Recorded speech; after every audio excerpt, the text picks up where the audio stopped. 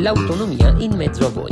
È con questo slogan che la Lega ritorna nelle piazze per dare il là all'iniziativa itinerante di informazione e divulgazione sulle caratteristiche specifiche della riforma già approvata dell'autonomia differenziata. Iniziativa regionale, quella della Lega Veneta, che tocca le località turistiche della nostra regione. Stamattina siamo a Verona in centro, domani pomeriggio saremo alla Zisa, quindi sul lago di Garda. Ma fondamentalmente questa è un'iniziativa per stare in mezzo alla gente, per spiegare quelle che saranno le opportunità della riforma per l'autonomia e anche magari per dare una risposta a chi sta provando ad avvelenare i pozzi raccontando menzogne su questa riforma.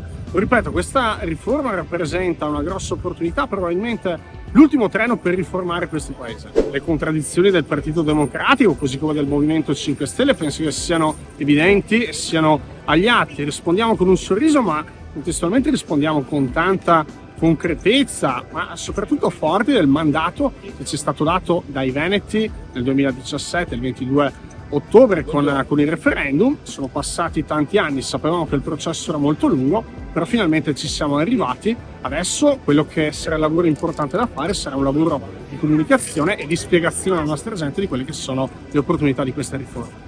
Presenti all'appuntamento di questa mattina tanti esponenti della Lega Giovani e alti rappresentanti del partito. Ma in realtà al nord dicono che questa legge non porterà nessun beneficio, al sud dicono che è un provvedimento spacca Italia, e quindi nella realtà dei fatti la loro posizione non è nel merito della riforma, che è una riforma equilibrata che dà garanzie a tutti senza portar via nulla a nessuno.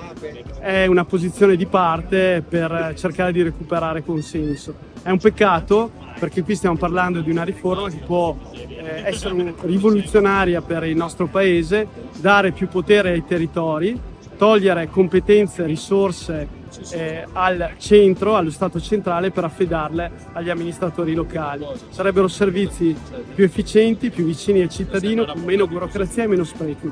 Questo è il nostro sogno e andremo avanti su questa strada perché la Lega è nata per conquistare l'autonomia per il Veneto, ma per tutte le regioni che credono che autonomia significhi maggiore libertà.